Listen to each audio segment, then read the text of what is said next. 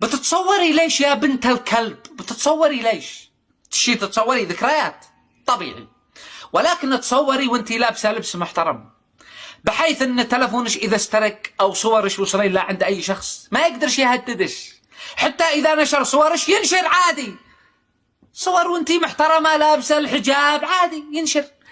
ولكن عندما تتصوري وانتي لابسه نكس، وانتي في غرفه النوم، تتصوري وانتي في الحمام تحت الدش، تتصوري وانتي بتشخي، تشخ وتتصور.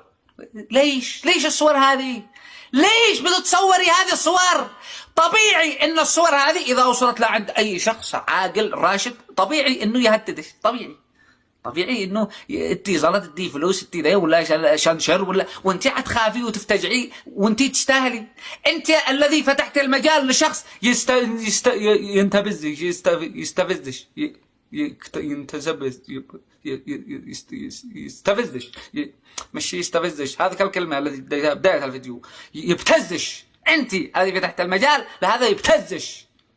الصور ما صارت أماجد صور وبصدرها وبذيه، وبعض البنات واغلب البنات هي بنفسها هي الذي بترسل صورها لا عند الناس، ولو ما يبداوا يهددوا اوه سرقوا تلفوني، الذاكره نكعت وشلوها وبيهددوا. انت يا بنت الكلب الذي رسلتي صورش بنفسك. اغلب البنات بيرسلن صورها، بترسل صورها بنفسها، ترسل صورها، وهم طبيعي انه يعني الناس حق هذا الايام يشتي فلوس، لا هو حق حب ولا هو حق ذي، بيضحكوا على البنات فقط. ترسل ثنتين صور بعدها يبدا يستدرجها، رسلي افعلي ذي سوي، ويدخلها الى العميق. والبنت غبيه عبيطه حماره ما تكلمش اهلها. نفس هذه البنت حق علوان، هذه البنت التي في بدايه الفيديو، ليش ما كانت تكلم اهلها؟ صارت القسم ما نفعش تكلم اهلها.